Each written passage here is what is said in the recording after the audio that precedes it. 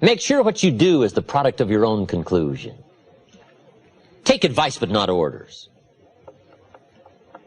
Let everybody around you be helpful, but then put that through your own mental computer and make sure what you do is the product of what you've concluded based on all the input.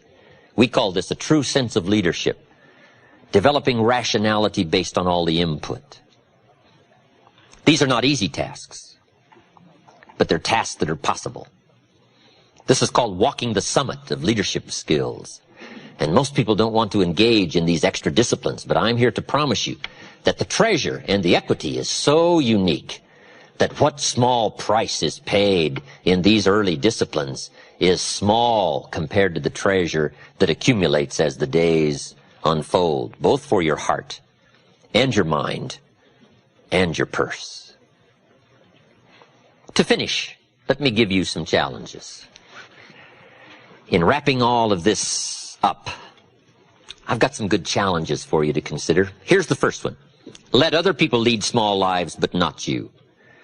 In the challenge of leadership and stepping up to the responsibility and the opportunity to touch somebody else's life, to help give somebody else light and direction and refinement of thought and character and activity, potential, opportunity, dreams, price. In all of this, let everybody else lead the small lives, but not you. Let everybody else cry over small hurts, but not you. Let everybody else argue over non-essentials, but not you. Deal in things that matter. The larger challenge, the larger opportunity.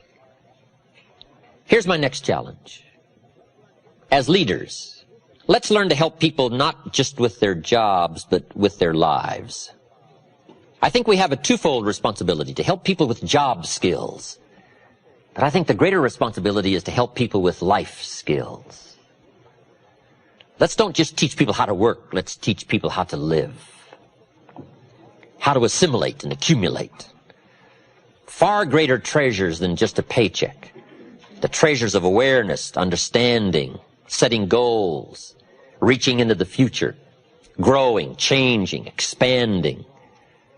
If we'll touch people's lives as well as their skills, if they stay with us a week or a month or a year or a lifetime, on whatever occasion they should choose to leave, you want them to leave by saying, my experience there was the greatest experience of my life.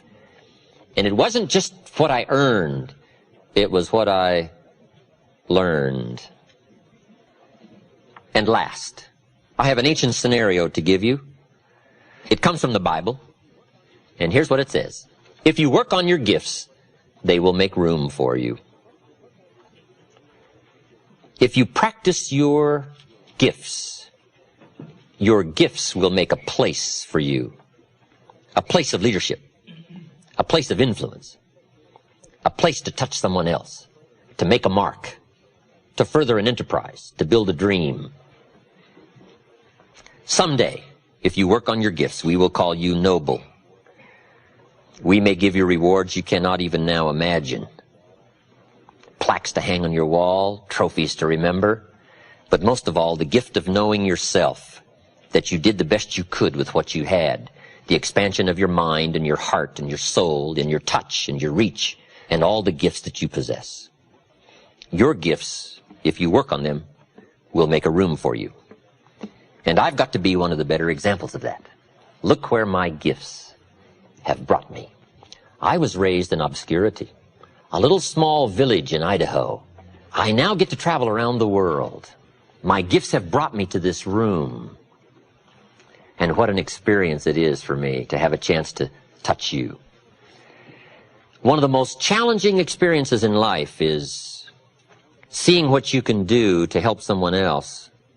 And one of the greatest thrills in life is to be able to invest life into life. And you've given me that opportunity tonight, and I want to thank you for that. I've invested a bit of my life into your life, and I've considered it worth it.